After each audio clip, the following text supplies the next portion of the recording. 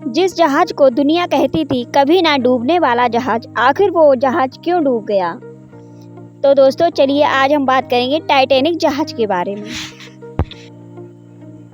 दुनिया को हैरान करने वाले हैं टाइटैनिक के यह चमत्कार। RMS टाइटैनिक एक विशालकाय जहाज था। इसके बारे में कहा गया था कि यह कभी नहीं डूब सकता, लेकिन इसके साथ हुआ हादसा शांतिकाल में दुनिया का सबसे भयानक समुद्री आपदाओं में से एक बन गया। लेकिन उस हादसे के दौरान कुछ घटनाएं ऐसी हुई थी जिनको चमत्कार से कम नहीं कहा जा सकता। आज उनके बारे में जानेंगे। टाइटैनिक को 20वीं सदी की शुरुआत में इंग्लैंड की जहाज बनाने वाली एक कंपनी व्हाइट स्टार लाइन ने बनाया था। यह 3 ओलंपिक क्लास जहाज़ों में से एक था। इसके निर्माण का काम 1909 में शुरू हुआ था और 1912 में इसे पूरा कर लिया गया था। 2 अप्रैल 1912 को इसका समुद्री परीक्षण हुआ। 10 अप्रैल 1912 को जहाज इंग्लैंड से न्यूयॉर्क के लिए रवाना हुआ। 14 अप्रैल 1912 को रविवार के दिन जहाज समुद्र में बर्फ के एक पहाड़ से टकरा गया। टकराने के महज 2 घंटे 40 मिनट के अंदर जहाज डूब गया। 15 अप्रैल 1912 को सुबह 2:20 पर दुनिया का सबसे बड़ा विशालकाय जहाज डूब गया। 15 अप्रैल 1912 टाइटैनिक की सारी लाइफ बोट उतर चुकी थी। सिर्फ एक रह गई थी, उसमें भी ज़्यादा जगह नहीं रह गई थी। एक पिता के पास 2 विकल्प थे, या तो खुद सवार हो या अपने दोनों बेटों को लाइफ बोट पर बचने के लिए भेज देता। पिता ने बेटों को लाइफ बोट में भेज दिया और खुद टाइटैनिक में रह गया, जिसकी मौत हो गई। जब दोनों बच्चे वहां से बचकर न्यूयॉर्क पहुंचे तो वे वहां पर लावारिस थे। एक 2 साल का था, दूसरा 3 साल का। वहां पर उनकी कोई पहचान नहीं थी। अखबारों में दोनों की पहचान के लिए खबरें छपने लगीं।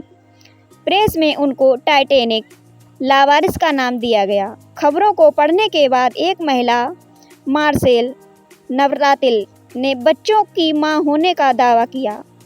बाद में उन्हें पता चला कि बच्चों के पिता मिशेल नवरातिल ने दक्षिणी फ्रांस से बच्चों का अपहरण कर लिया था और फर्जी नाम से टाइटैनिक पर अपने बच्चों के साथ सवार हुआ था। टाइटैनिक के डूबने का मुख्य कारण अत्यधिक गति से चलना था।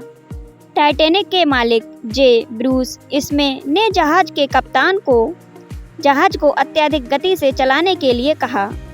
12 अप्रैल 1912 को टाइटैनिक को 6 बर्फ की चेतावनियां मिली थी। कप्तान को लगा कि बर्फ की चट्टान आने पर जहाज मुड़ जाएगा, परंतु बदकिस्मती से जहाज बहुत बड़ा था और रडार छोटा था। बर्फ की चट्टान आने पर वह अधिक गति के कारण समय पर नहीं मुड़ पाया और चट्टान से जा टकराया, जिससे जहाज के आगे के हिस्से में छेद हो गया और लगभग 11:40 पर जहाज डूबने लगा। तकरीबन 2:20 पर पूरा जहाज समुद्र में समा गया। जिस महासागर में वह डूबा था उसके जल का तापमान 2 डिग्री सेल्सियस था, जिसमें किसी साधारण इंसान को 20 मिनट से ज़्यादा जिंदा रहना नामुमकिन था। इसके ऊपर एक फिल्म भी बनाई गई थी। टाइटैनिक उस समय के सबसे अनुभवी इंजीनियरों के द्वारा डिज़ाइन किया गया था और इसके निर्माण में उस समय में उपलब्ध सबसे उन्नत तकनीकों का इस्तेमाल किया गया। यह कई लोगों के लिए बड़ा आघात था कि व्यापक सुरक्षा और सुविधाओं के बावजूद टाइटैनिक डूब गया था।